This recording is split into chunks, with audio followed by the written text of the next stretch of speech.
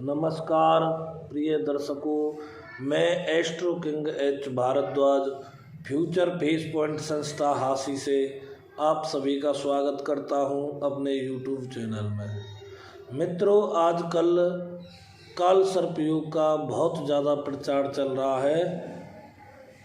जैसे ही राहु और केतु के मध्य सातों ग्रह सूर्य चंद्र मंगल बुध गुरु शुक्र शनि आ जाते हैं तो ज्योतिषी काल सर्प योग से पीड़ित बता देते हैं। मगर ऐसा नहीं है कि राहु और केतु के मध्य सातों ग्रह आने से काल सर्प योग बन जाता है। दर्शकों, राहु और केतु हमेशा वक्री रहते हैं, उल्टे चलते हैं।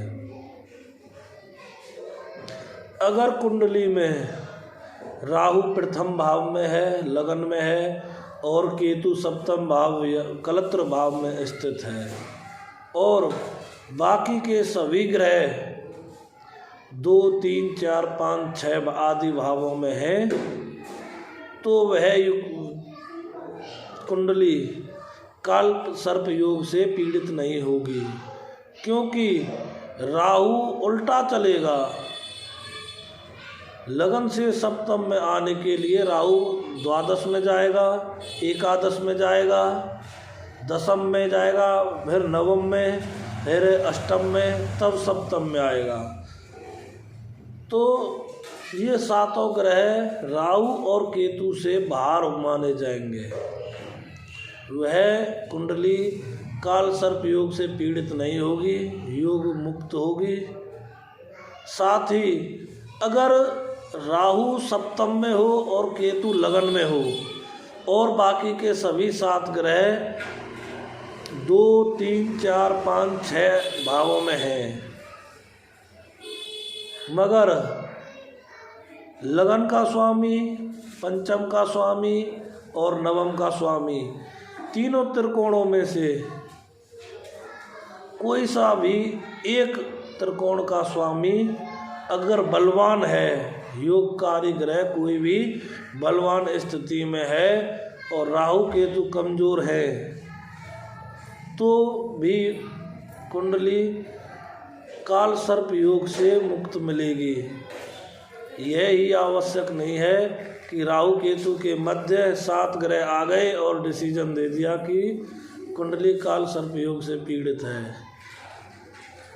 अंदर होते हुए भी अगर कोई ग्रह बलवान है और योगकारी हो, साथ ही साथ दूसरे योगकारी से संबंध हो, अवस्था बलवान हो, उच्च का हो, स्वयं का हो, लगन से संबंध बना रहा हो, तो वह कुंडली पूर्ण रूप से काल सर्प दोष से मुक्त होगी। अब आपको बताता हूँ काल सर्प दोष से पीड़ित कुंडली, उसके लक्षण क्या होते हैं। अगर किसी की कुंडली काल सर्प योग से पीड़ित है तो सबसे पहले तो उसको मेहनत का फल प्राप्त नहीं होगा। आदमी मेहनत कर रहा है, 100 रुपया की उसको मिल रही है 50, तो समझो उसमें काल सर्प दोष का प्रभाव है। नंबर 2, उसमें व्यवसाय में देखेंगे तो अगर बार बार हानि हो रही है तो भी काल सर्प दोष से पीड़ित मानी जाएगी कुंडली। अपनों से ठगा जाना, अकारण कलंकित होना, संतान न होना या संतान की उन्नति में बाधा होना, ये भी काल सर्प दोष के लक्षण हैं। विवाह न होना या विवाह हो चुका है तो वैवाहिक जीवन में अस्त व्यस्त चलना और स्वास्थ्य खराब होना या बार बार चोट दुर्घटना आदि घटती रहती हैं, ये भी काल सर्प दोष की निशानी है। अच्छे किए गए कार्य का यश किसी और को मिलना, और अपयश मिलना आपको। आपने कोई कार्य किया है, वह सफल नहीं रहा तो भी आपको हानि होगी, अपयश मिलेगा। किसी दूसरे ने कार्य किया है, सफलता नहीं मिली उस कार्य में, तो भी उसका लांछन आप पर आएगा। या आपने कोई भी शुभ कार्य किया है, अच्छा कार्य किया है, तो उसका यश आपको नहीं मिलेगा, किसी और को मिल जाएगा।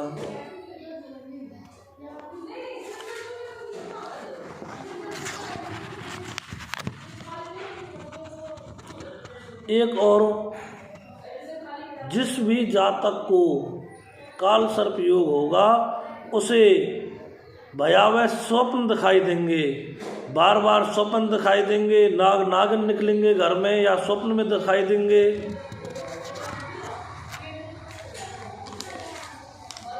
ये काल सर्प दोष की निशानियां हैं।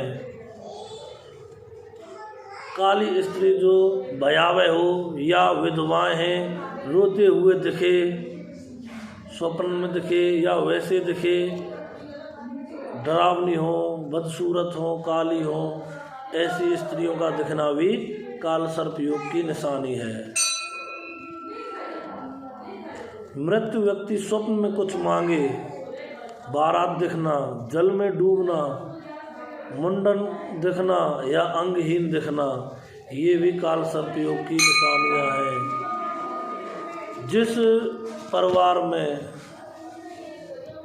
कोई व्यक्ति पानी में डूबने से मृत्यु को प्राप्त होता है, उस घर में भी निश्चित ही काल सर्प योग का प्रभाव होता है। अगर किसी का बार बार गर्भपात हो जाता है, संतान होकर नहीं रहती है,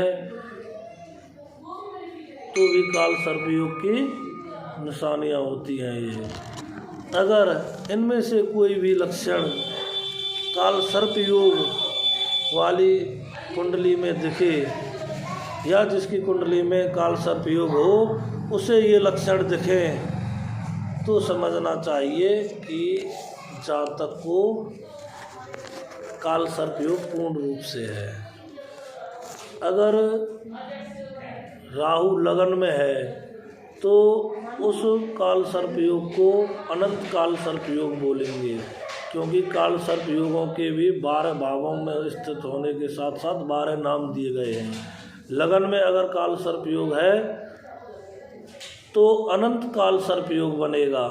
धन भाव वाणी का भाव है, उसमें अगर राहु स्थित है तो उसको शंखपाल काल सर्प योग बोलेंगे। अगर तीसरे भाव में है, तीसरा भाव सहज भाव है, पराक्रम का है, उसको कुलिक काल सर्प योग बोलेंगे। चतुर्थ भाव में राहु है तो कर्कोटक काल सर्प योग बोलेंगे। अगर पंचम भाव में है तो वासुकी काल सर्प योग बोलेंगे। छठे भाव में राहु है तो पद्म काल सर्प योग, सप्तम में है तो महापद्म, अष्टम में है तो तक्षक जो मृत्यु को प्राप्त कराने वाला होता है। नवम भाव में अगर काल सर्प योग है तो उसको शंखचूर्ण काल सर्प योग बोलेंगे। दसम में है तो पातक काल सर्प योग बोलेंगे, जो विशेषकर पारिवारिक सुख एवं कार्य क्षेत्र में उन्नति में बाधक बनेगा। अगर राहु एकादश भाव में है, लाभ भाव में है, तो उसको काल सर्प योग शेषनाग काल सर्प योग बोलेंगे। अगर 12वें भाव में है तो विषाक्त काल सर्प योग बनेगा, जो कर्ज में डुबाएगा, जेल आदि यात्रा कराएगा और बंधन आदि की स्थिति पैदा कर देगा। आज के लिए इतना ही, धन्यवाद।